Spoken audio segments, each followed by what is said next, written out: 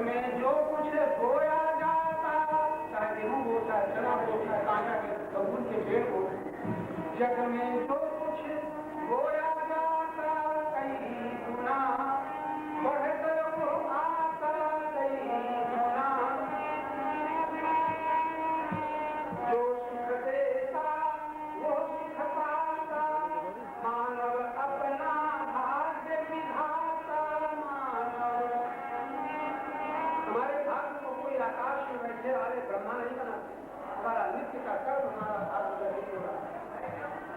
पहले हम जैसे आप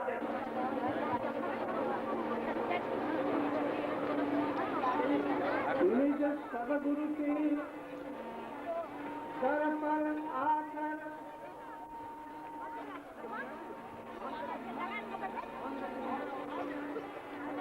सदगुरु के दर्शन पाकर आंखों में शरीर आ जाता है। सदगुरु तेरे दर्शन पाकर आंखों में शरीर आ जाता है। चरणों में जब मैं पहुँचता हूँ अपने में शरीर आ जाता है। सदगुरु तेरे दर्शन पाकर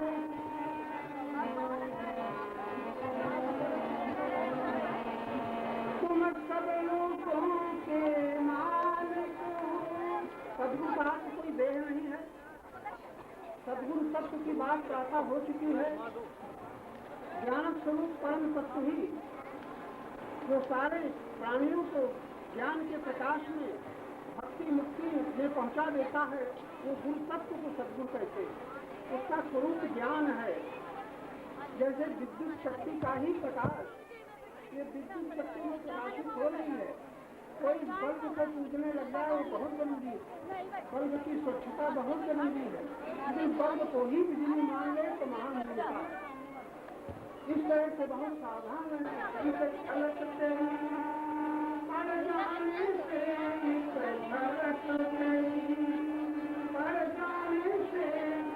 हर चीज पे आ जाता है, हर चीज पे आ जाता है। सदगुरु तेरे दर्शन पाकर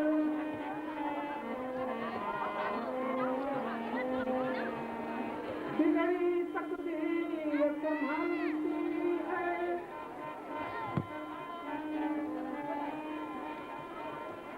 बिगड़ी तकदीर संभलती है, तेरे दरबार में आने से। खुश किस्मत है, खुश किस्मत है जो तेरे निकट हो करके भी दूर आ जाता है। सदगुरु तेरे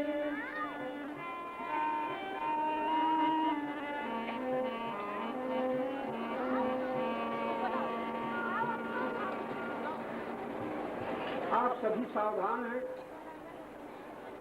आंखों से तो आकार दिखाई हमारा तो सोच लो, ये बड़ी छोटी छोटी बातें। हम गीता का श्लोक याद करने को नहीं कह रहे हैं। रामायण की एक चौपाई अगर मान लो, अगर तुलसीदास संसार के एक सर्वोपरि एक सर्वश्रेष्ठ संत थे, तो उनकी बात लिखी है कि कोई न सुख देता है न दुख देता है, तुम भी और तुम्हारे सब के सब कुछ है अपने अपने भाग्यानुसार। अब तुम्हारा आज छिन जाए तो अपने को भागी कहोगे कि भाग्यवान? बोलो ना। हाँ, सब छूट गया, जमीन चली गई, मकान छूट गया, पत्नी मर गई, पिता छूट गया। जो छूट जाएगा उसका वास्तविक स्वरूप अपना रूप है, जो तुम्हारा सर्वस्व है, जिसके बिना तुम्हारी धड़कन नहीं चल सकती, जिसके बिना तुम्हारी श्वास नहीं चल सकती, जिसके बिना तुम्हारी भोजन नहीं पच सकता। गीता में लिखा है, मैं 5 प्रकार के अन्नों को बताता हूँ। अहं वैश्वानरो भूता, गीता पढ़ जाते हैं, अब खाते अपना है, भगवान का ऊपर भोग लगाइए, बस खत्म। अब याद ही नहीं रहता। ये ध्यान है।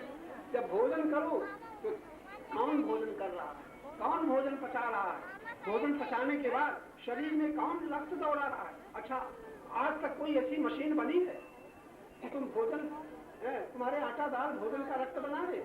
है कोई ऐसी मशीन आपके विज्ञान में? कोई मशीन नहीं है कि तुम्हारे भोजन को रक्त बना दे। लेकिन तुम्हारे भीतर ऐसा कुछ है कि तुम जाने क्या क्या भीतर डालते हो और रक्त बन जाता है अलग, मलमूत्र बन जाता है अलग, जो बनना चाहिए, जो रहना चाहिए वो रह जाता है, और जो निकलना चाहिए वो निकल जाता है। तुम निकालते हो, अपने आप सब हो रहा है। और तुम कहते हो हम परमात्मा का ध्यान करते हैं। अगर ध्यान करो तो ये करो, ये हमारे शरीर के दो शब्द हैं। तुम सवेरे बताया था, तुम जो कुछ करते हो, तुम जो कुछ करते हो बहुत सावधान रहो। तुम परमात्मा की शक्ति से करते हो, और जब करते हो तुम्हें याद आता है कि परमात्मा की शक्ति से करना ही नहीं आता। चाहे राम राम जपो, चाहे कृष्ण कृष्ण कहो, चाहे नारायण कहो, ये आदि नहीं याद आता हम कर रहे हैं, हम इतना कर चुके हैं, हम इतना करेंगे। और गीता में भगवान कहते अहंकार विमूढ़ात्मा कर्ता हमिति मन थे। जो अपने को कर्ता मानता है उसका मन महामूढ़, मूढ़ का मतलब अटका हुआ है तन में, धन में, परिवार में। सुन रहे हो ना? है हमारी तुम्हारी हिम्मत की आज से मूढ़ता छोड़ दो। है हिम्मत, नहीं छूटेगी। चाहे गीता का श्लोक रख लो, चाहे रामायण की चौपाई रख लो। यानी गीता को मानने वाले गीता की नहीं मानते, रामायण को पढ़ने वाले रामायण का आदेश संदेश उपदेश नहीं मानते। भय बताता है कि हम रामायण नहीं मानते। गीता यानी हमारी चिंताएं बताती हैं कि हम रामायण गीता पढ़ते हैं लेकिन मानते नहीं।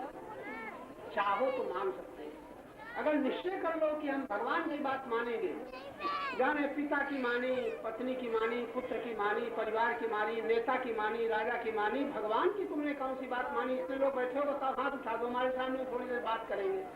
कौन सी बात आप लोगों ने भगवान की मानी है? 150 बातें न बनाना, एक बात बता दो तुमने कौन सी बात मानी है। कोई जल्दी बता दो तो पता चले सभा में कोई ऐसा बैठा है। बड़ा मुश्किल होगा, बोलोगे तो पता चलेगा। अभी तो कहते हो मानते कौन से विवाद करें, लेकिन चलेगी नहीं ये। अब भगवान 150 बातें नहीं कहते, कहते हैं भाई देखो सज्जन मम उरबस कैसे, तुम कहीं बड़े सज्जन, ये ऐसा करते ऐसा करते ऐसा करते बड़े सज्जन है। लेकिन जरा भगवान से पूछो, भगवान किसे सज्जन मानते हैं? धनी को कि पदाधिकारी को कि बलवान को कि दान करने वाले को कि तप करने वाले को कि घर छोड़ने वाले को? कहीं नहीं लिखा कि ये सज्जन है। क्योंकि घर छोड़ने वाले को, कपड़ा रखे पहनने वाले को कभी सज्जन नहीं कहा। लेकिन भगवान ने उसे सज्जन कहा है जो बेईमानी छोड़ देता है। बेईमानी का मतलब है जो बेईमानी, हम तो बेईमानी कुछ करते नहीं।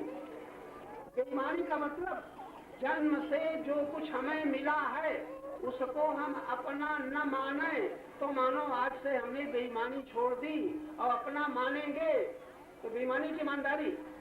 इतने लोग बैठे हो, इतनी सभा, बड़ी बड़ी सभा है, आप बताओ जन्म से आपने क्या बनाया है? बोलो, कोई बता दो आपने क्या बनाया। बहुत लोग बैठे होंगे बाबा जब से हमारे पास पैसा है हमने घर बनाया, हमारे पास कुछ न था हमने ट्रैक्टर लिया, जमीन जाने जाने क्या क्या तमाम कह जाओगे, ये किया व्यापार संभाला। और लोग कहते हैं ये कुछ न था, ये बड़े पुरुषार्थी। पुरुषार्थी क्यों है? कुछ न था इतना धन हो गया, कुछ न था मिलोनर बन गए, क्या क्या हो गए। आज के लोग उनको पुरुषार्थी कहते हैं। पुरुषार्थ के माने तक नहीं माने पुरुष का अर्थ क्या है, क्या क्या कहा जाए, कौन कौन इशारे किए जाए। आप लोग यदि सावधान हो आज से, अपने लिए कह रहा हूँ, देह के लिए नहीं, देह के लिए तो पशु भी सावधान हो जाएगा। 3 चीजें, शांत होना एक बात, फिर मुक्त होना दूसरी बात, और फिर भक्त होना तीसरी बात। लेकिन तीनों की व्याख्या तो जो जी करें तो करें, हम तो अभी ये कर न पाएंगे। लेकिन आपसे इशारा करते हैं अगर तुम्हें पुरुषार्थ करना, अगर पुरुष का अर्थ धन नहीं है, पुरुष का अर्थ मान नहीं है, पुरुष का लाभ पद नहीं है, पदाधिकार नहीं है, पुरुष का अर्थ परिवार का भरण पोषण नहीं है, पुरुष का अर्थ है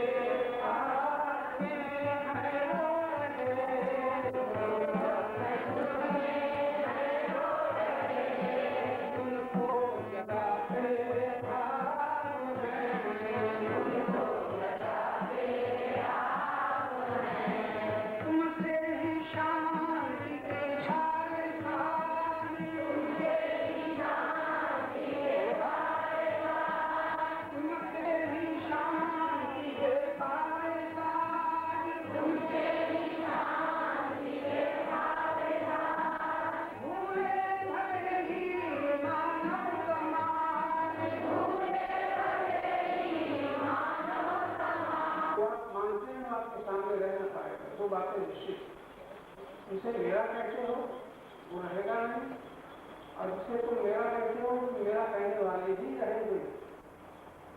मेरा कहने का परिणाम, अगर वस्तु को मेरी मानते हो तो मुझे बन गए हो, व्यक्ति को मेरी मानते हो तो व्यक्ति को अपनी मानने से मुनि बन गए हो, अधिकार को अपना मानते हो तो अपना बन गए। कहीं भी आपका अपमान कर सकता है उसे परमात्मा नहीं। आपका अभिमान दुखी होता है जब आपसे मान नहीं होता है, तब आप दुखी हो जाते हैं। कौन सा हो जाता है।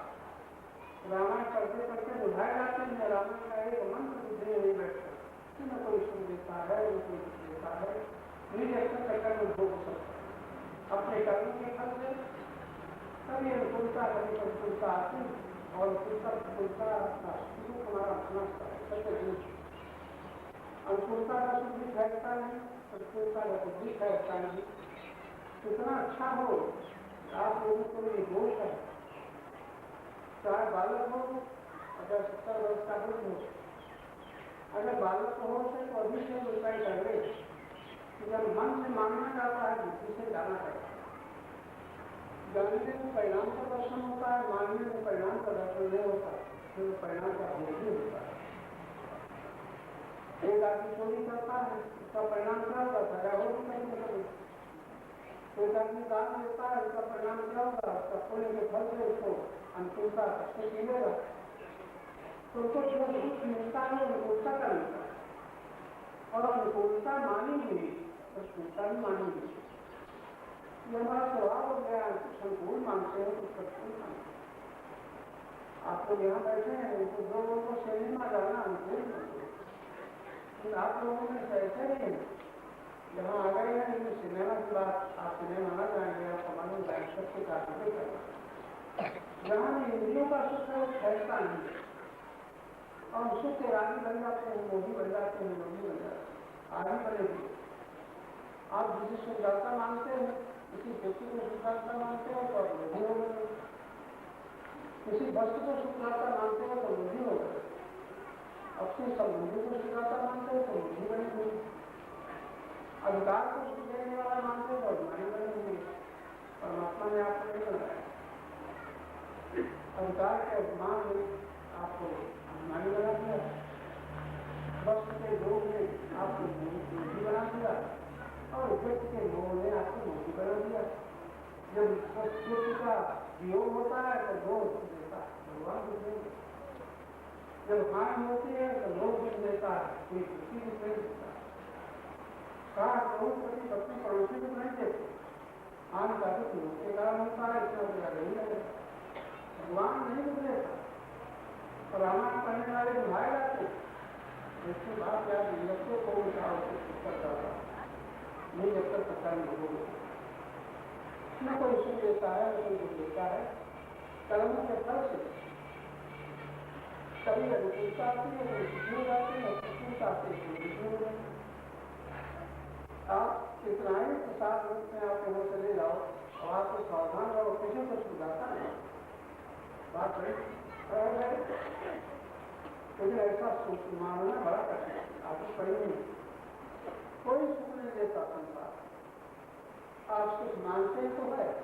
यहाँ आने में आप सुख मानते हैं सुख है, न माने तो यहाँ एक आदमी आएगा डूब जाएगा, आएगा एक आप लोग आ रहे हो, आप लोग तरफ निकल जाए कि क्या हो रहा है, कहीं व्याख्यान हो रहा है, कहीं साधु आपका बैठे हैं, कोई सत्संग हो रहा है, सत्ता करने चले जाए, उन्हें कोई आकर्षण न हो। उनको आपकी श्रद्धा है, श्रद्धा करना पाए हैं, बैठे हुए हैं, भाई दूर क्या है, बिहार तक लोग आए, कितना खर्च करके आए, इतना खर्च करने पर, श्रम करने पर भी आदत की गुलामी नहीं टूटती। आए हो अगर आपके अंदर शक्ति है, और शक्ति के द्वारा आपको अगर विवेक प्राप्त हो जाए, विवेक कह रहा हूं, विवेक कहते हैं जिसे बुद्धि का मोह और मन का धर्म छूट करता है, जो ही हो है धर्म उसे कहते हैं कि जैसा नहीं है उल्टा ऐसा मान नहीं, धर्म मोह उसे कहते हैं सब नहीं है, मन में भ्रम उल्टा मानता चला जाता है मेरा मेरा। आपको परिवार को मेरा मेरा मोह है कि नहीं? सास मेरी, बहू मेरी, पुत्र मेरा, पिता मेरी, भाई मेरा, ये मोह क्या है? गलत है। आपको शरीर तक मेरा नहीं, आपकी जवानी भी आपकी नहीं, आपके कारोबार भी आपके नहीं। चाहे किसी को दूसरा कारोबार दे नहीं है। परिवार में एक एक करके संबंधी की यही जान, चाहे सास हो, चाहे बहू हो, चाहे पति हो, चाहे पत्नी हो, सब सुविधा है। कोई हमारे सामने कहे कि हमारे नहीं, हमारे घर के नाते पोते थोड़े सही बने रहे, नाते पोते तो बने रहेंगे लेकिन वही ना रहे ना। तो जो आता है सीता, कोई आता कोई जाता, सबसे थोड़े दिन का नाता। इसलिए थोड़े थोड़े दिन के नाते में संबंधों में इतना उलझ रहे हैं, प्रीत फंसी नहीं, प्रीत किसी संसार में चाहते परिरोध भी मंदिर जाते हैं, भजन करते हैं, माला करते हैं, लेकिन प्रीत फंसी है विनाशी नहीं, उसकी नहीं हो पाती। अगर प्रीत है विनाशी न हो जाए तो आप कहाँ पाओगे विनाशी? तो जल्दी से उसका बता दो, और कैसे आपको कहाँ मिलेगा? प्रीति हो विनाशी से तो आप योग के रूप से बच जाएंगे। प्रीति हो विनाशी रूप से वस्तु हो विनाशी हो तो आप योग के रूप से बच जाएंगे। फिर अविनाशी वस्तु की जो हान नहीं कुछ होगा ही नहीं। और अविनाशी व्यक्ति का वियोग नहीं तो मोह नहीं तो वियोग का दुख होगा ही नहीं। और सदा न रहने वाले विचार का अभिमान नहीं तो आपका अपमान का दुख होगा ही नहीं। कितनी साल बात आप चाहते हैं कभी दुखी हो तो मूर्ख नहीं, बड़े बड़े विद्वान नहीं वियोग के कारण दुखी हो जाते हैं, मोह के कारण दुखी हो जाते हैं, अभिमान के कारण दुखी हो जाते हैं। क्यों? मेरा ऐसा भी नहीं। आप लोगों की हिम्मत को खबर हमारे सामने हम वियोग से दुखी होते हैं और न अपमान से दुखी होते हैं, न अभाव से दुखी होते हैं। तो मैं आपको नमस्कार करूँगा कि आप वास्तविक महात्मा, आपको सत्य का ज्ञान अभ्यास, आप यथार्थ दर्शी हैं। ठीक देखने के लिए संसार में जी रही है, ठीक देखते हुए संसार में जी रही। अगर दुखी होते हैं उनके लिए चाहे से विद्वान हो, संस्कृत हो, अंग्रेजी के हो, फारसी के हो, दुख के लाना है कि झूठ के संगी है उसमें आए। कोई आप लोगों में ऐसा बैठा हो यहाँ पर अभी मुझसे समझा दे कि हम झूठ का संग नहीं करते, पूरे हमें दुख होता है। बिना झूठ के संग के दुख हो ही नहीं सकता, चाहे वियोग का दुख हो, चाहे हान का दुख हो, चाहे अपमान का दुख हो, चाहे भाव का दुख हो। अपमान, अभाव, वियोग सब झूठ से, असत्य होता। आप सत्य हैं लेकिन आपका संग असत्य। इतना याद रखना, असत्य नहीं हो इसके वियोग से दुखी होते हैं, झूठ के संगीनों से हानि से दुखी होते हैं, और झूठ के संगीनों से अपमान से दुखी होते हैं। क्या कहा? अगर सब संगीन हो तो अपमान का दुख होगा ही नहीं, तो सबका कोई अपमान कर ही नहीं सकता, अविनाशी का कोई मार ही नहीं सकता, वियोग का दुख ही नहीं सकता। अविनाशी संबंध है तो अभाव का दुख ही नहीं सकता, आप उसे चाहते ही नहीं जिसका अभाव होता। ऐसा तत्व ज्ञान उससे जो वो दुख से मुक्त हो सकता है। बड़ी सरल बात है, लेकिन आपका अभ्यास, आपके अभ्यास में शक्ति फंसी हुई है। अगर समझ भी लोगे तो दुख का अंत नहीं होगा। लोभ के कारण वियोग का दुख होगा ही, लोभ के कारण मान का दुख होगा ही, अभिमान के कारण अपमान का दुख होगा ही, और अभाव के कारण न मिलने का दुख होगा। परमात्मा को नहीं देता, परमात्मा को सब चेतन आनंद है, इसके बाद दुख ही नहीं किसी को दे। लेकिन जीव जब तक परमात्मा से विमुख है, देख नहीं रहा, तब तक कहीं वियोग से दुखी होता है, कहीं हानि से दुखी होता है, कहीं अपमान, कहीं अभाव से दुखी होता है। और भाव और लोभ और मान, लोभ याद रहेगा, लोभ, मोह, अभिमान और क्या है कामना, ये सब झूठ के संग उत्पन्न। सत्संग में दुख का प्रभाव असर ही नहीं, और सत्संग करने कहीं हिमालय में या गुफा में हरिद्वार में नहीं जाना, एक बात अगर रामायण की मान लो पढ़ने वालों, तुम जीव अपने को कहते हो कि नहीं? जीव और रामायण क्या कहते हैं? ईश्वर अंश जीव अविनाशी। अगर जीव हो तो ईश्वर के अंश, शरीर संसार का अंश, संसार का अंश संसार में ही मिलेगा, चाहे की कोशिश करो तो सब चीज क्यों माता का शरीर होता है, पिता का होता है, भाई बहन का होता है, बंधु का होता है। शरीर विनाशी है, विनाशी का विनाश संसार नहीं हो, और जीव विनाशी है, अविनाशी का कभी विनाश होगा ही। इतनी छोटी सी बात आप जैसे सारी मान रखे हो, अगर समझ लो तो क्या अपने जो जीव कहते हो तो इतना याद रखो, तुम्हारा कहीं तुम्हारी कहीं मृत्यु होगी नहीं। ईश्वर अंश जीव और विनाशी हो कि विनाशी? बोलो झूठ में बोलना। अगर विनाशी हो तो दुखी होने की जरूरत नहीं है, भक्ति नाम में मार रहा है। विनाशी छूट रहा है, अविनाशी होती है। अगर एक बालिका एक बालक भी बुद्धि साफ देती है तो निर्भय हो सकता है। जो विनाशी है वही छूटेगा, अविनाशी कहीं नहीं। याद रहेगा, अविनाशी आदत पड़ी हुई है।